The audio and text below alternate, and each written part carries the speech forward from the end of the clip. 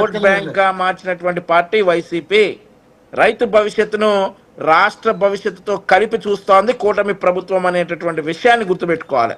ఇందాక మద్దతు ధర గురించి ఎల్ఎన్ మోహన్ రెడ్డి గారు మాట్లాడారండి. ఒక చిన్న ఎగ్జాంపుల్ చెప్తా. మా పొన్నూరు నియోజకవర్గానికి వైఎస్ఆర్సీ ఇన్ఛార్జ్గా ఉన్నటువంటి అంబటి మురళి గారు, మన అంబటి రాంబాబు గారి తమ్ముడు, ఆయన ఒక 10 రోజుల క్రితం గుంటూరు కలెక్టరేట్ ముందు ఒక ధర్నా చేశారు సార్. ఏంటంటే మొక్కజొన్న రైతులకి ప్రభుత్వం మద్దతు ధర ఇవ్వట్లేదట, ప్రభుత్వం మొక్కజొన్న రైతులను ఆదుకోవట్లేదట. సరే, మొక్కజొన్న రైతులని మళ్ళీ ఇంకోటి ఏమన్నాడంటే, దుల్పాల్ నరేంద్ర కుమార్ గారు మొక్కజొన్నని సంగం డైరీ కోసం చాలా చౌకగా కొనేస్తా ఉన్నారు అని చెప్పేసి ఒక ఆరోపణ చేశారు.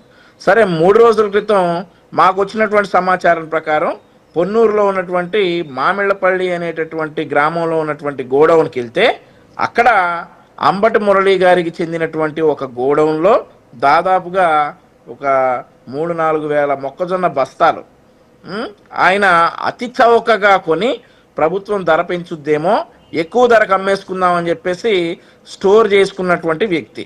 ఆ వ్యక్తి 10 రోజుల క్రితం ఏం చేశాడంటే, పాపం మొక్కజొన్న రైతుల మీద విపరీతమైన ప్రేమతోటి వెళ్ళి కలెక్టరేట్ ముందుకు వెళ్ళిపోయి ధర్నా చేశాడు. కానీ అసలు వాస్తవం ఏంటంటే, ఆయన గోడౌన్లోనే అక్రమంగా వేల బస్తాలు ఇవే నిలువ ఉంచుకున్నటువంటి పరిస్థితి అనమాట.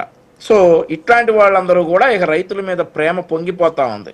రైతుల రొమ్ముల మీద కాళ్ళతో, బూటు కాళ్ళతో గుద్ది రంతుల వీపులు లాఠీలతో విరగొట్టినటువంటి పార్టీ ఈరోజు అయ్యో రైతులు అన్యాయం అయిపోతా ఉన్నారని చెప్పేసి డ్రామాలు ఆడుతూ ఉన్నారు. ఇక ప్రాజెక్టులు ఆగిపోయాయి అంటా ఉన్నారు సార్.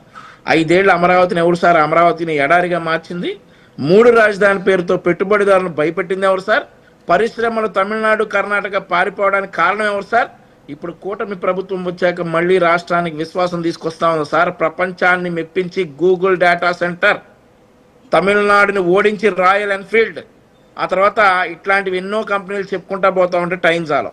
వైసీపీ హయాంలో ఫౌండేషన్ స్టోన్లు మాత్రమే కనిపించాయి సార్. కానీ కూటమి హయాంలో ఫౌండేషన్ల మీద నిర్మాణాలు కనిపిస్తున్నాయి అనేటటువంటి విషయాన్ని ఇక్కడ ప్రజలు గమనిస్తూ ఉన్నారు.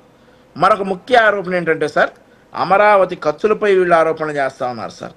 అమరావతిపై వైసీపీకి ప్రేమ ఉంటే 5 ఏళ్ళు పిచ్చి మొక్కలు పెరగనిచ్చేదా సార్? అమరావతిలో రాజధాని నిర్మాణాన్ని ఆపేసి రాష్ట్ర ప్రతిష్టను నేలమట్టం చేసినటువంటి వైసీపీ ఈరోజు అమరావతిలో ఖర్చులపై మాట్లాడతారా?